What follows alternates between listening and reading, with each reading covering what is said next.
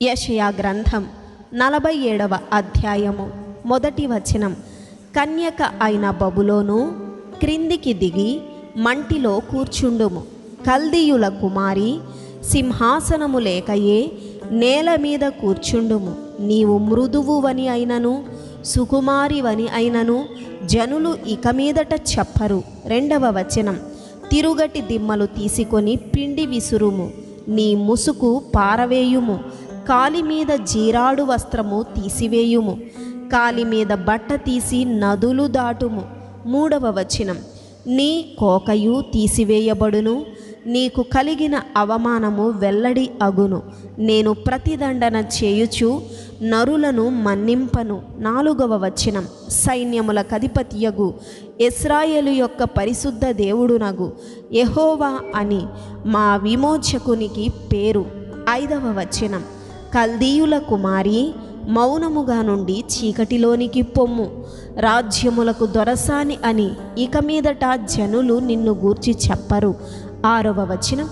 నా జనుల మీద కోపపడి నా స్వాస్థ్యమును అపవిత్రపరచి వారిని నీ చేతికి అప్పగించి తిని. నీవు వారి యందు కనికరపడక వృద్ధుల మీద నీ కాడిమ్రానును మిక్కిలి బరువుగా మోపితివి. 7వ వచనం. నేను సర్వదా దొరసానినయుందునని నీవనుకొని వీటిని ఆలోచింపకపోతివి. వాటి ఫలమేవమునో మనస్సునకు తెచ్చుకొనకపోతివి. 8వ వచనం. కాబట్టి సుఖాసక్తురాలవై నిర్భయముగా నివసించుచు నేనే ఉన్నాను, నేను తప్ప మరి ఎవరునూ లేరు, నేను విధవరాలనై కూర్చుండను, పుత్రశోకము నేను చూడనని అనుకొనుచున్నదానా, ఈ మాటను వినుము. 9వ వచనం. ఒక్క దినములోగా, ఒక్క నిమిషముననే పుత్రశోకమును వైధవ్యమును ఈ రెండును నీకు సంభవించును. నీవు అధికముగా శకునము చూచినను అత్యధికమైన కర్ణపిశాచ తంత్రములను నీవు ఆధారముగా చేసుకొనినను ఆ అపాయములు నీ మీదికి సంపూర్తిగా వచ్చును. 10వ వచనం.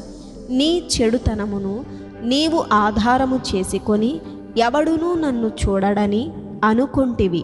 నేనున్నాను, నేను తప్ప మరి ఎవరునూ లేరని నీవనుకున్నట్లుగా నీ విద్యయు నీ జ్ఞానమును నిన్ను చెరిపివేసెను. 11వ వచనం. కీడు నీ మీదికి వచ్చును, నీవు మంత్రించి దాన్ని పోగొట్టజాలవు. ఆ కీడు నీ మీద పడును, దానిని నీవు నివారించలేవు. నీకు తెలియని నాశనము నీ మీదికి ఆకస్మికముగా వచ్చును. 12వ వచనం. నీ బాల్యము నుండి నీవు ప్రయాసపడి అభ్యసించిన నీ కర్ణ పిశాచ తంత్రములను, నీ విస్తారమైన శకునములను చూపుటకు నిలువుము.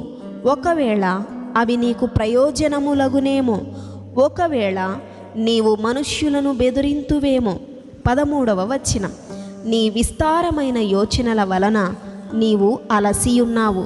జ్యోతిష్కులు, నక్షత్ర సూచకులు, మాసచర్య చెప్పువారు నిలువబడి నీ మీదికి వచ్చునవి రాకుండా నిన్ను తప్పించి రక్షించుదురేమో ఆలోచించుము.